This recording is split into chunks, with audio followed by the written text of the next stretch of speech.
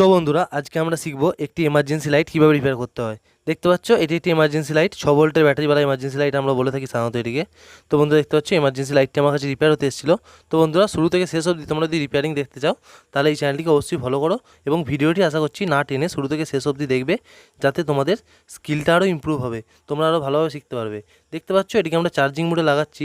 দেখতে পাচ্ছি আমরা ইন্ডিকেটার এলইডিটি হালকা গ্লো করছে, কিন্তু চার্জিং হচ্ছে না এবং চার্জারটি অন করলে এখনও অন হচ্ছে না।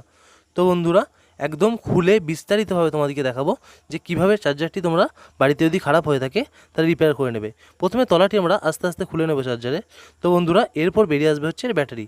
দেখতে পাচ্ছ 6 ভোল্টের একটি ব্যাটারি, সিগমা কোম্পানি ব্যাটারি লাগানো রয়েছে, বেরিয়ে এলো। এই যে ক্লিপটি থাকে, এই ক্লিপটি হয় কিছু কিছু ক্লিপ হয় পিন টাইপ, কিছু কিছু ক্লিপ পিন ছাড়াও হয়। এটি পিন টাইপ ছিল, ওই জন্যে স্ক্রুড্রাইভার বা চিমটির সাহায্যে হালকা করে প্রেস করে তোমরা খুলে নেবে। তো বন্ধুরা দেখতে পাচ্ছ আমি এটিকে খুলে নিলাম। এরপর এর ভেতরে যে স্ক্রুগুলি থাকে দেখতে পাচ্ছ, ভেতরের দিকে দেখিয়ে নিই ভালোভাবে, যে স্ক্রু রয়েছে দুটি স্ক্রু আমরা সাধারণত দেখতে পাচ্ছি। তো বন্ধুরা এই স্ক্রুগুলিকে আমরা আস্তে আস্তে স্ক্রুড্রাইভারের সাহায্যে খুলে নেব। তো বন্ধুরা স্ক্রুটি খোলা হয়ে গেলে আমরা কি করব, আস্তে আস্তে এই যে কভারটি রয়েছে, কভারটি আস্তে আস্তে আমরা টেনে বার করে নেব। তো বন্ধুরা দেখতে পাচ্ছ কত সহজে ইজিলি আমাদের কভারটি বেরিয়ে চলে এলো।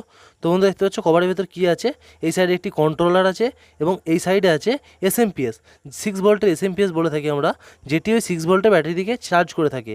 এসএমপিএসের ভোল্টেজ আউটপুট 6 ভোল্টে একটু বেশি হয়, কারণ যে ভোল্টেজ অর্থাৎ যে ভোল্টের ব্যাটারি তোমরা চার্জ করবে, ভোল্টেজ আউটপুটে এসএমপিএস তার থেকে অন্তত একটু বেশি, 1 ভোল্ট বা 2 ভোল্ট হলেও বেশি লাগবে। তো বন্ধুরা দেখতে পাচ্ছি এসএমপিএসটা আমাদের পরিষ্কার অবস্থা আছে। তো বন্ধুরা এরপর আমাদেরকে এটি করতে হবে যে এসএমপিএসটা আমাদের ঠিকঠাক আছে নাকি চেক করে নিতে হবে। তো বন্ধুরা দেখতে পাচ্ছ এসি আউটপুট হচ্ছে এক সাইড দিয়ে, অপোজিট সাইড দিয়ে আমাদের আউটপুট, ইনপুট হচ্ছে এক সাইড দিয়ে, অপোজিট সাইড দিয়ে আউটপুট হচ্ছে। তো বন্ধুরা দেখতে পাচ্ছ মেল লিডটি আমরা লাগিয়ে নেব, এই এসএমপিএসটিকে আমরা চেক করব দিয়ে। তো বন্ধুরা দেখতে পাচ্ছি মেল লিডটি আমরা লাগিয়ে নিলাম, আমার কাছে এর কর্ড নাই, সেই কারণে এইরকম মেল লিড আমরা ইউজ করে থাকি ক্লিপ লাগানো।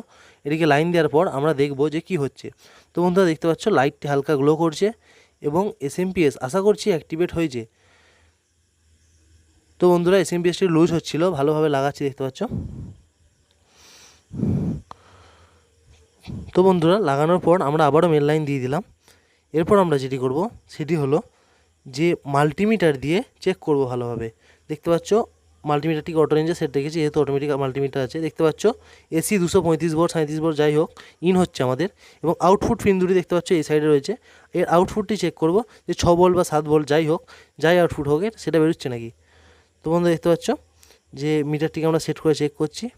মিটারটি একটু আড়াল হচ্ছে, দাঁড়াও একটু। তো বন্ধু দেখতে পাচ্ছ এবার দেখো, স্পষ্টভাবে দেখো 9.9 ভোল্ট আউটপুট হচ্ছে, 9 পয়েন্ট যাই হোক সামথিং আউটপুট হচ্ছে। তো বন্ধুরা এরপর আমরা এসি কর্ডটি ডিসকানেক্ট করে খুলে নিলাম। দেখতে পাচ্ছ এই যে ছিল এর পুরনো ব্যাটারি ভোল্টেজটি আমরা চেক করব। পুরনো ব্যাটারি ভোল্টেজ দেখতে পাচ্ছ মেগা ওহমস রিডিং চলে আসছে, অর্থাৎ পুরনো, এবং ডিসি রেঞ্জে সেট করলাম। দেখতে পাচ্ছ দেখো এখনও কিন্তু পুরনো ব্যাটারি পুরো ডেড অবস্থা আছে, এবং আমরা দেখতে পাচ্ছি যে ব্যাটারিটি হচ্ছে 2017 সালের ব্যাটারি। দেখতে পাচ্ছ গায়ে লেখা রয়েছে যে 2017, স্পষ্টভাবেই লেখা রয়েছে। এটি নতুন ব্যাটারি আমরা নিয়ে নেব 524, অর্থাৎ রিসেন্ট টাটকা রেটে একটি ব্যাটারি নিয়ে নেবো, নতুন ব্যাটারি। তো বন্ধুরা এই যে ক্লিপগুলি ছিল, ক্লিপগুলি একটু লুজ হয়েছিল খোলা পড়ার জন্য বারবার, এই ক্লিপগুলোকে আমরা একটু টাইট করে নিলাম।